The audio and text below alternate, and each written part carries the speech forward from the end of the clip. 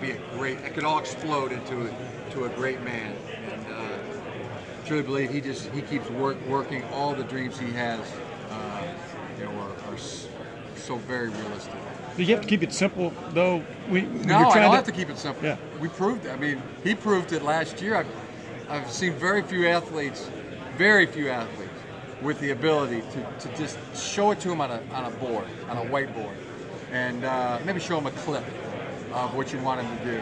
And then for him to go right out to the practice field and do it better than anybody else on the team, or do it better than you thought he could do it. He is one of those rare guys. Andrew Luck was that kind of athlete. And had that kind of mind that you just had to tell him, and he could do it. You told him sometimes in midway through practice with Andrew, and then he would do it right and do it perfect. We told Jabril sometimes midway through practice, hey, we didn't cover this in the meeting, but here's what we want you to do. Here's what we're calling the play. Run over after 5 plays on defense, and then we're going to line you up at tailback.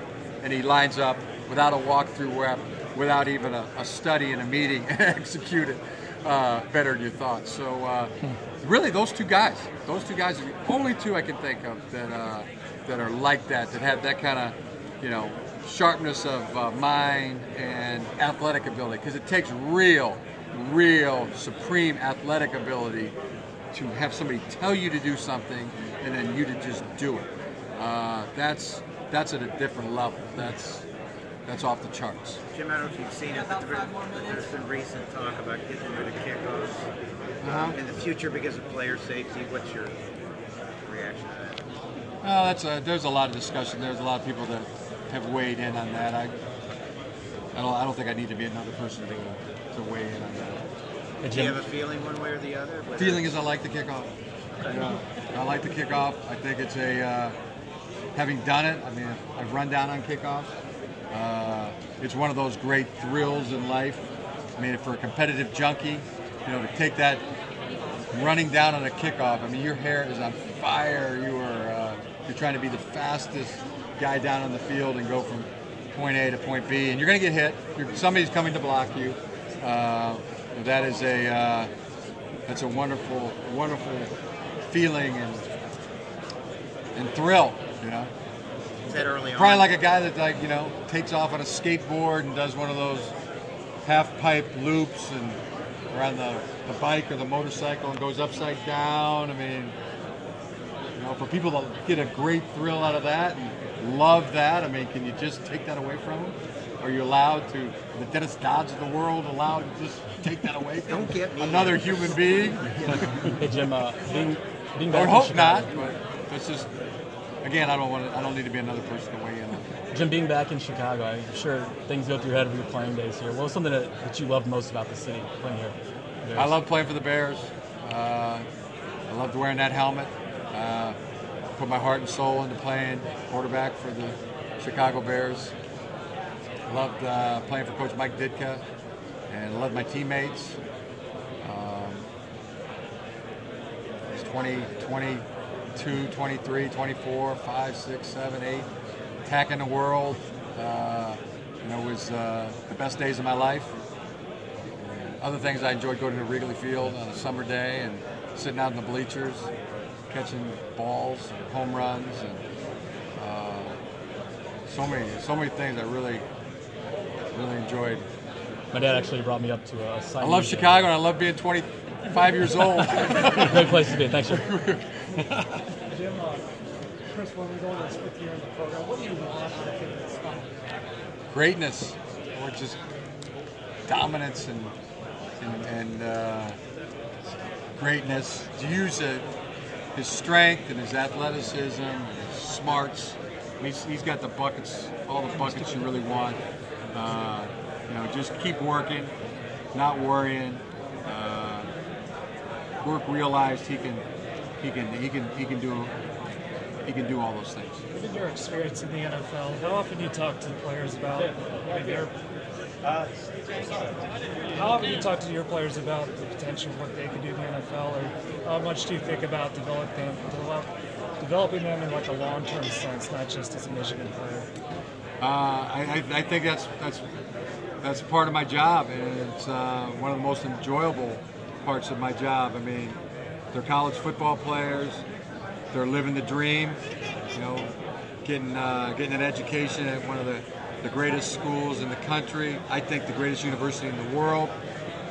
And they're football players that are the second highest level.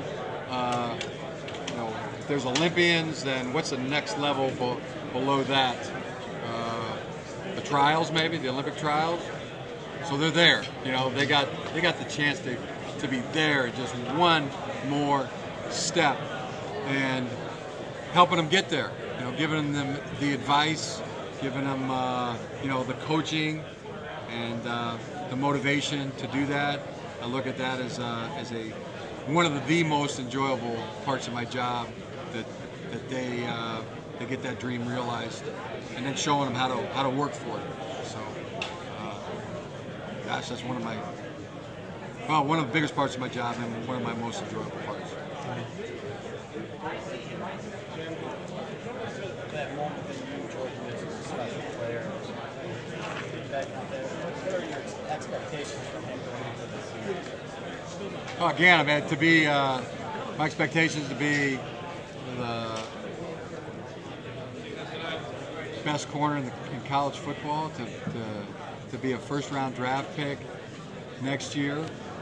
You know, there's a guy that, when I first got here, you know, didn't know a lot about Jordan. Not a lot of people knew a lot about Jordan Lewis as a player, but I just watched him work every day. I mean, he really bought into the get better today than you were yesterday. Be better today, tomorrow than you are today, and just work. And don't worry about a darn thing. Just play as hard as you can, as fast as you can, as long as you can, and don't worry. And he epitomizes that to me. And they just saw him just get better. And then all of a sudden, the world knew. Okay, this is an All-American. This is a great player. And then to watch him not change a bit, you know, his approach, the way he attacked it daily, to see him get that recognition and that attention, and then not change a bit. That's why I knew. I said, this guy could be great. This guy could be a phenomenal player. And he understands working, that the work's got to be done and got to be realized before. And then the goals will come. The dreams will happen. So that would be the moment when I saw him get the acclaim and then just keep right on going. Are you starting to see Channing Stribling maybe starting to grasp some of that as well? Yeah, Stribbs as well. I mean, he's in a perfect cornerback body. You know, just another A+ kind of a guy. And yeah, he definitely could have that kind of. And I think he would have had it truly. I really do. I think he would have had, you know, maybe as much success as Jordan Lewis had last year, had he not gotten he had a shoulder that he was working through, but he gutted it out. I mean, every day. I mean, there's a day where his shoulder went out, and then what are you doing back in? You know, what are you doing back in here practicing? You know, had to take him out of practice. And so he's got that chance because he's got that grit in his belly. He's the kind that you see with other players like that. Anquan Bolden used to have to do that with him. You know, stop, you're done. You know, leave. Colin Kaepernick, no, you can't. You're not taking any more reps. And then to see them, you know, try to get back in there, then you just gotta put your foot down and say no, you're not coming back. That's when you know guys have a real chance for greatness. One of the ways, you know. Coach, Lovie Smith is back in the league. You coached against him in the NFL.